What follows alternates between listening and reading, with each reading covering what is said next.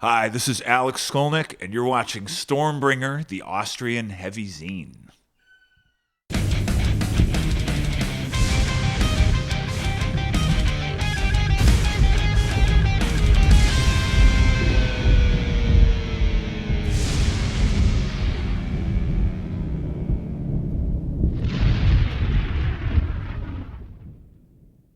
Okay, Alex, how did you end up playing jazz after many years in playing metal? Um, well, I'd been listening to jazz for a long time, and I started playing metal very young. You know, I did my first album with Testament when I was 18. So, so at that really represented the music I listened to at that time. Um, I've always loved playing metal and listening to it part of the time, but I think within a couple years, by the time I was out of my teens, I was listening to other music. It's just you don't want to listen to it 24/7. Well, some people do. That's fine. But I just in my late teens, I just really just developed a taste for jazz. That's when it happened. It just, and there were a number of factors that contributed to it. But I think by the time I was in my early 20s, Testament was had done 5 records at that point, and I just felt like, okay, for this next phase of my playing, I need to explore improvisation, not just with jazz, but also with world music and blues. And I wanted to be a musician who could play with musicians from other genres. I just didn't want to be limited to the wall of amplifiers and bass and loud drums. I wanted to know how to play with a piano player, or how to play with an upright bassist, as I'm Unplugged as well. and unplugged, yeah, and unaccompanied. Because I was amazed when I would hear musicians, guitar players, and others who could just play by themselves, and that just took such skill, and just to be able to create music alone. I mean, I just felt like there was so much more I could get out of the instrument. So it took a number of years where I was, almost playing jazz exclusively. And then, within the last 10 years, I came back to metal, and it's been great having a balance. I'm doing this tour now. I'll be on the road with Testament and Slayer in a month, and back to more jazz stuff. And I know it's different. I guess nobody's done it that I'm aware of, but it always made sense. It always felt like what I should be doing. I may enjoy listening to classical guitar, for example, but I've never had the desire to learn that technique and sort of learn how to play Bach fugues on the guitar. It would be nice. I mean, I like it, but I know it would just be such an investment of time. I just figure, okay, you have to choose your battles. Maybe save it up for later. Maybe later. New challenges. Maybe that'll be my hobby and retire. Except they say musicians never retire. They just or they retire when they stop hearing the music. But I don't think that's ever going to happen. But I think it was probably at the same time you started with the jazz that you were you had to do a very big decision because you were called into Ozzy Osbourne's band. Oh, that's true. So was it a hard decision to not play there and go into jazz? Well, I mean, Sharon Osbourne kind of helped me make the decision. I know. Yeah. And actually, but if you would have stayed there in the band, it would have been interesting. I was heavily into jazz at that point, and I was learning, and I didn't know exactly where I was going to go with it. But I just know I was finally getting fluent at jazz, and there were musicians in the San Francisco area that I was playing with. I was playing, it was very small gigs, mainly like coffee houses. There were a couple coffee houses in North Beach I was playing, and just to actually be playing that music live was really exciting, even though it's these very small cafes. And then, this thing with Ozzy Osbourne happened, and I spent a couple weeks just learning Ozzy music. I just had to live that music.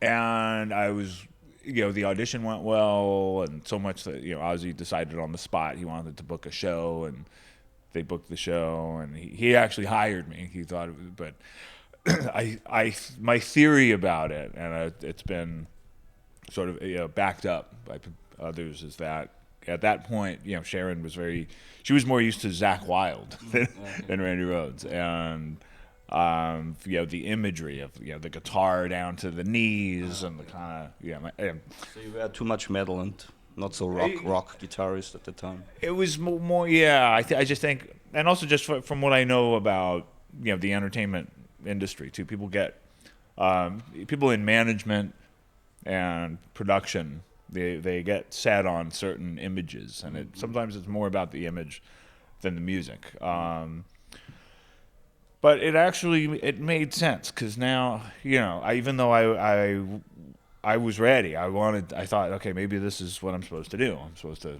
play for Ozzy, but you don't get this job like not everybody gets this job. Yeah, but also just to have done the one show, just to be in the camp for about a week. I'm still one of about 10 guitar players that has been in that position. But I think when it didn't happen, then it really helped me focus on the instrumental music and the improvisation, because I also realized, all right, I can sit around and wait for another phone call like that, but you're not going to get a better phone call than that. You know what I mean? That's the guitar gig in metal, at least at the time. So I think it really pushed me to, just uproot myself and just go to New York and just be in New York and just making something different. Yeah, and get a university degree. I have other interests too. I mean, I took creative writing classes. I took philosophy classes. And I was actually very happy. I'm like, I could do any of this stuff and be happy. I don't need to be in a rock band, but I did need to play, and to play music at a higher level. So my excuse to move to New York was, to attend university and start with a music degree. And I thought, okay, maybe I'll continue and, study, focus more on writing or literature or something. But suddenly the music started keeping me very busy. I liked it. And then I formed this trio. I met Matt Zabrowski, the drummer, at the New School. And but I think, getting back to the question, I think, because the Ozzy thing didn't work out, it kind of gave me the motivation to really dive headfirst into my improvisation. Unknown places. Yeah, and now it totally makes sense. I can't imagine not doing it. Wouldn't be sitting here otherwise. Exactly. Now we are talking about small cafe houses. You were playing the jazz music and stuff. It's still like that. It's not music for big halls or big stadiums, and the audience is probably very old at jazz gigs. How is it when you play a gig somewhere? Does it turn out the audience is getting younger as well? Are Testament fans coming a lot, for example? It's a mix. There's always some Testament fans. There's always people curious that haven't seen us, and we have when we play. And anytime we play a place we've been before, we have some regular people that come, and they are Testament fans as well. And there are some that are more on the jazz side of things. And occasionally you'll get a young fan that's more of a Testament fan, but he'll bring his dad, who's more of a jazz fan. And we had somebody like that last night in Slovakia. And Bratislava, yeah. And that's great. So it's always a mix, and cool. And I like the venues we're playing on this tour. This is fun. I mean, these are the type of venues that maybe Alan Holdsworth might play, or Scott Henderson, and people like that. And I think that's good for us, because we've initially when we would tour, we would get put into these rock venues. Because they see my name. Like, oh, it's the guy from Testament, and then at a support band that shows up with like walls of Marshall amplifiers, and I try to explain that no, that's not what this is. And now finally, I feel like it's it's understood what this is, and we're playing some venues that are good for us, and it's the audience is a nice mix of people. I think it's venues like here in the Reigen, like you can go to the people and talk to them. You're not secluded in some backstage area. Oh, yeah. I was just talking I had a conversation with some fans last night, and they were so happy because they come to these Testament shows, or maybe these festivals. Testament in the summer will often play these European festivals like Wacken and stuff like that. And you can't really talk to people there. It's so crowded. It's Everybody so many wants people. to have a bit of you. Yeah, if we go out to say hello to people, it's just a mob and photos and everything. And this is a great situation. You can come, you can hang out. If you want to ask questions about my rig, you can. We take photos. Yeah, everybody who shows up to these can, gets the chance to say hello. And I think jazz fans always poke questions on you more than metal fans. Oh well. It's both. There's definitely a greater percentage of musicians. Yeah, of course, that's what I meant.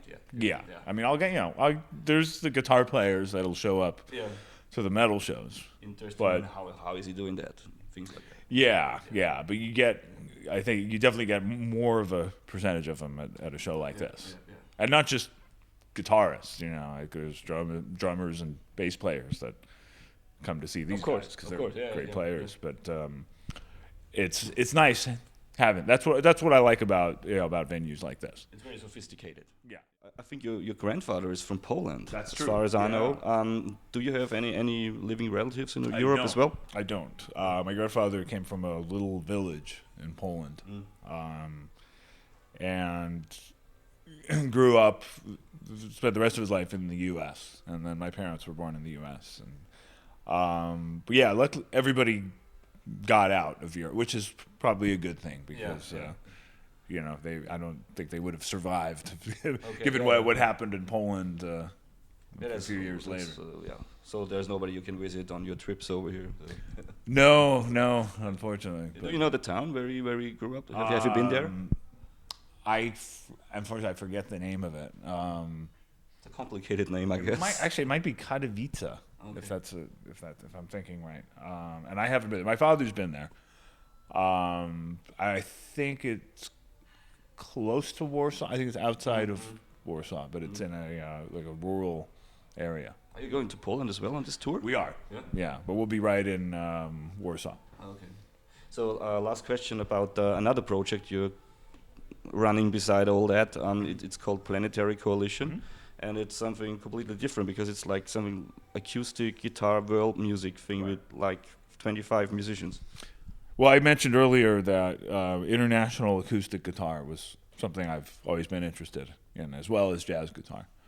And players like Django Reinhardt, the great French gypsy jazz guitar player. Which I never heard of, but never heard of him? No. You might know his music if you heard, because maybe. You'll hear his music in movies sometimes. It's a whole style of playing. We'll definitely look him up. It's wonderful music, and he inspired a lot of players you've heard of, like Al Di Meola. Yeah, I know that. Paco de Lucia. Okay, so all those guys listen to Django Reinhardt. Okay. But I've always had an interest in that kind of music. But I also am a big fan of world instruments, and especially when it's played very well and just when it's played passionately. So it was really like two separate projects that I had in mind. I wanted to do an acoustic guitar record with internationally flavored guitar. I also wanted to do an album where every song is with artists from a different part of the world, not just electric instruments, not just guitar, bass, and drums, but like the Turkish qanun, the Indian santur, the Chinese pipa, which is all basically guitar, or is it all like string instruments, or is it are all guitars? The pipa is like a guitar from China, but the the Sun Tour is a hammered dulcimer, Oh, okay. Yeah. and the Quran, the Turkish instrument, kanun, Yeah. is it's a little bit like that. It's also like a hammered percussive instrument. There's a great accordionist from Eastern Europe on there. And he's from Albania, actually, and we do this Eastern European tune. Some gypsy musician or something. Yeah, well, it's that style of music. There's a great oud player. That's I know that. okay. You know I've the heard of oud. The doumbak, which is a percussive in Middle Eastern percussion. I mean, there's so many. So anyway, this was like a combination of those projects. I just realized, okay, 2014, I had time between tours to do this, and I always wanted to do it, and I didn't want to wait any longer. So I thought, I'm going to put both projects together. So this will be my acoustic guitar album, and it'll be the world album. And it ended up having 27 musicians. Some of them are very well known, like Rodrigo y Gabriela, who I'd played on their record. Things with them in the past. Yeah, and the trio had toured with them. Horacio El Negro Hernandez is a great Cuban drummer. We do a song for Cuba. And then some of them are not that well known at all. Actually, the oud player is pretty well known, Adnan Jabran. Yeah, I don't know him, but maybe somebody out there knows. Well, the trio Jabran is pretty well known. They're a Palestinian oud trio from they're based in Paris now, but they're amazing. Stuff more, We should check out the record. Yeah. You should check out Planetary Coalition. So there ended up being 27 musicians, each tune completely different, from a different region, different flavor, different instruments. I play different acoustic guitars throughout. I saw the little video on YouTube. Yeah, so the video. Yeah, the video. There's a few video samplers of all the songs. This is very interesting. And it ended up being so much music. It was actually we haven't released it on vinyl. We're planning to, but it'll be a double album once it's on. Yeah. It was about as much music as you can possibly fit on a CD. Oh, cool. Cool thing. And will it be possible to put it on a live set on with some of the musicians? I mean, all of them wouldn't be available. Oh, it's one. It's one album. I'll never have the exact group of people on the record because they're all. To put this on stage as well. I've done it on stage. Yeah, I just did a show a couple months ago. Oh, cool. I do occasional shows with it. It's harder to tour it because there's more people. I mean, we don't. When we tour it, we usually have a 5-person group. Of drums, bass, hammered dulcimer, and violin, and we do arrangements of every song we want to do for that lineup. Definitely, we have to check it out, and there will be so many cool questions on and on and on about the Metal Allegiance. I think we're running out of time. Well, it's funny because Planetary Coalition was the hardest record I've ever done. Coordinating 27 musicians. And that much music, and so I had told myself after this record, the next thing I do, I want to maybe have 2 musicians or just me. I'll just do a solo record. I want to do the easiest record possible. And then I get this call about Metal Allegiance, and Metal Allegiance ends up having like almost as many musicians. It's coming and going of musicians as well. It's like it had just as many moving parts as Planetary Coalition, and just as complicated. So now I'm really exhausted. Do you have time for like private life or something? Not much, no. But luckily for that, I had help because Mike Portnoy, David Ellefson, and the founder Mark Mengy were all like equal, producers of it. Yeah. So whereas with Planetary Coalition, it was all on my shoulders. At least with Metal Allegiance, so I'm one of 4 that are helping. Yeah. And there's management and there's so that helps. So we better watch out for it, Metal Allegiance. And we'll talk about more about that. Okay, so thank you for your time, and I hope we have a very sophisticated jazz show. Thank you. Later on. Enjoy the sophisticated jazz show. We will. All right.